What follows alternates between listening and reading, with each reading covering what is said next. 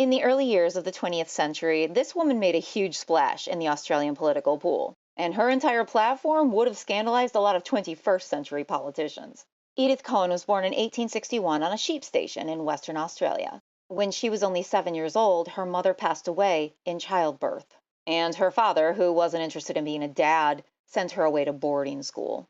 Just a few years later, he went ahead and made headlines, like very widespread headlines. See, he'd gotten remarried, and when Edith was 15, he unalived his wife during an argument. At his trial, it came out that he was a drinker and a violent one. His wife had paid for that for years. So, Dad got to swing by his neck, and Edith decided women deserved better. She lived with her grandma until she was 18, at which time she married her husband, James. They had 5 kids together. He eventually became a magistrate, and she changed the world. Edith saw the people passing through James's courtroom. A lot of them had little to no education and even fewer opportunities. Oh, and a lot of them were kids. From the 1890s through the end of her life, she never gave up fighting for them. Now, when she began, women did not have the right to vote in Australia, nor could they run for public office, because men. So she got to work pounding the pavement for women's suffrage. That's the vote, kids. And men got to work bitching about her abandoning her wifely duties at home. Well, she didn't care. Nor was she ever a one-issue woman. At the time, and especially if they didn't come from a wealthy family, women didn't really have a great opportunity for education. And Edith decided to fight for equal education regardless of social status. She was a founding member of some of the most significant organizations in Australia, like in 1894, when she helped open the Karakata Club, the first women's social club in Australia. Yeah, but it wasn't tea and crumpets. Women gathered for the opportunity to discuss the arts, science, social concerns, and yeah, education. It's still around today. She also played a huge role in the 1916 establishment of King Edward's Memorial Hospital for Women. It was the first ever maternity ward in Western Australia. At the time, and like so many other times in history, for fuck's sake, there wasn't great health care for pregnant women or their children. So Edith and other women changed that. King Eddie's, as it's called today, delivered 304 babies in its first year. Today, it has the largest neonatal unit in the Southern Hemisphere. Oh, but back then, it was a controversial hospital. But why, Mary?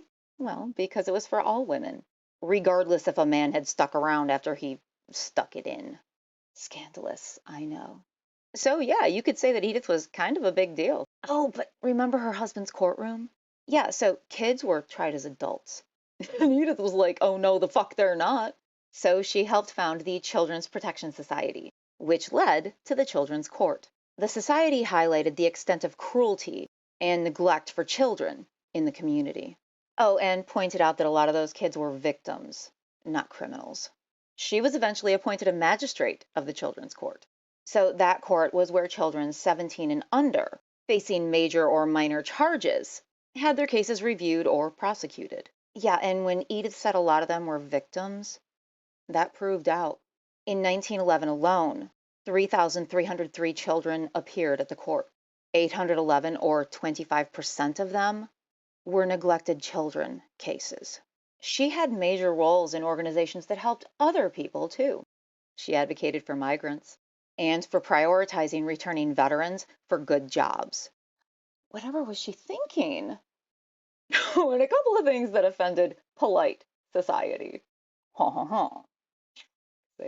She argued against university fees, wasn't afraid to talk about DV, VD, and drunkenness. She spoke openly about contraception and sex crimes against women.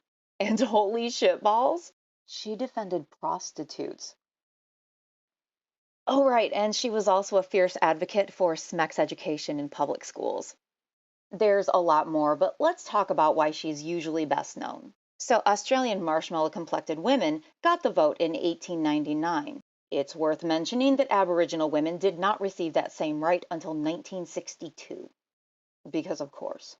Then, in 1920, women won the right to run for public office. The following year, 1921, was the first time they had the opportunity to run. Edith was one of only 4 women. Her platform, as you can probably imagine, focused on women's and children's rights, including things like state kitchens for the unemployed, daycare for unmarried mothers. Anyway, she ran against the incumbent, T.P. Draper, and beat him by 46 votes. That made her the first woman ever elected to Australian Parliament. Oh, and by the way, Draper was the one that introduced the bill to get women put on the ballot. Now, during her inaugural speech in front of her peers in Parliament, emphasizing equal representation for women, she, unlike men, was regularly interrupted with smexist comments.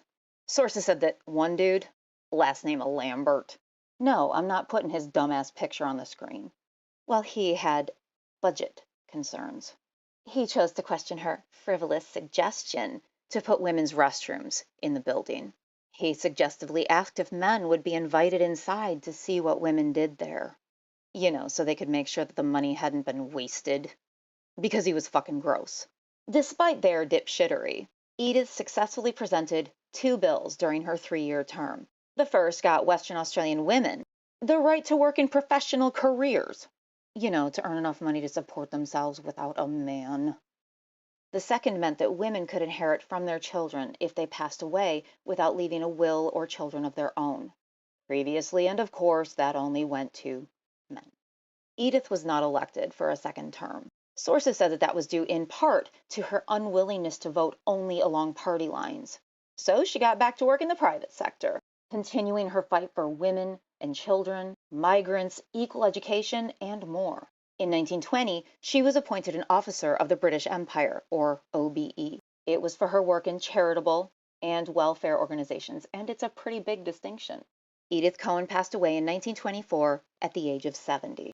For 50 years, she had never stopped fighting. That does not mean that women have found completely equal footing in the government. Only 3 other women between her and 1970 were elected, and it wasn't until 2010 that Australia had a woman prime minister. Point of reference. The United States is one of 113 countries that have never been led by a woman. Well, that's about to change here. Today, Edith Cowan has been honored in many ways.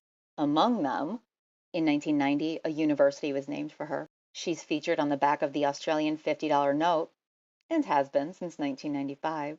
And there's a clock tower memorial at Kings Park in Perth.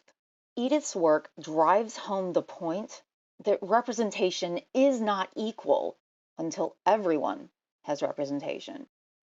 Fucking duh.